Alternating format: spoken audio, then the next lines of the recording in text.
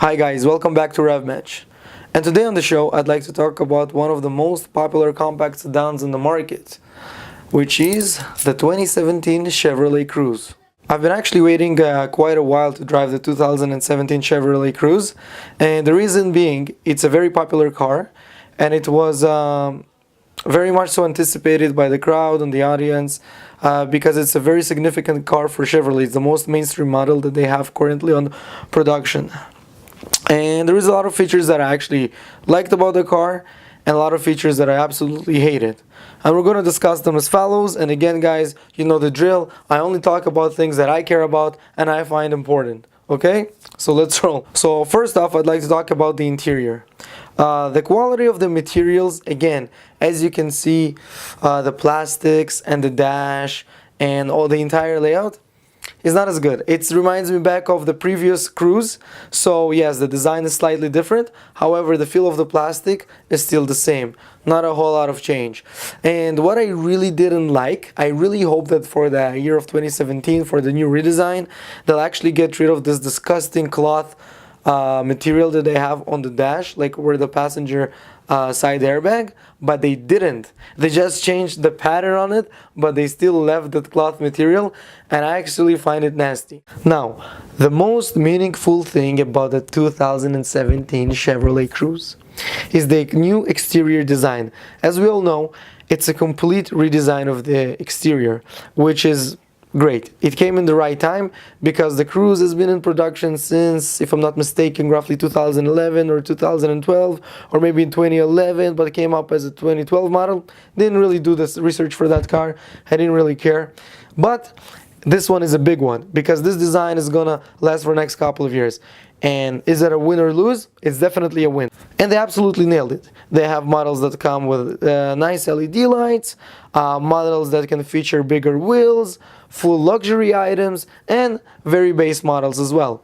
The only problem with the new Chevy Cruz, it actually reminds me a lot of the new 2017 Hyundai Elantra. Now, is that a comparison that you want to have? I don't think so, but again, I could be wrong. Some people may like the Elantra, not that I have anything against it. I actually think it's a lovely car. But yeah, that's what the Chevy reminds me. And I can say that confidently that the new Cruz is on par with design with other Japanese and Korean automakers. So it's doing completely well. And I don't see any reason for this car not to sell well. There is no reason that this car shouldn't sell well. I can't even think of one reason because they also have a hatchback model, so now it's available to compete with the Ford Focus that's been in production forever. It's time for them to get a new one, and it can also compete with the new Civic, which also has the hatchback version, just came out recently. And the last 2 points I'd like to talk about within the interior is the fact that the armrest, it looks hideous and it's small. However, believe it or not, once you sit in the vehicle and drive it, everything just works well. The armrest is positioned perfectly to support your arm without moving it too much or thinking where you should stick it. The smartest thing Chevy did, it didn't give the consumer the ability to adjust it as many times as you want in any way, and they made it very ugly and narrow, but it works. It does work for some reason. When my arm is resting as I drive that vehicle, it's fantastic, okay? It's actually perfect. And they just nailed it. I have nothing else to add. And the last point I'd like to bring up is the seats. The seats are designed quite well and they're pretty comfortable. The only thing I'd like GM to add to the Cruz is, please, if possible, add lumbar support even on the regular base models, because I'm driving the LT currently and it has a sunroof, remote start and all that stuff, but it doesn't have lumbar support, and I absolutely need to have lumbar support in every vehicle that I drive or own.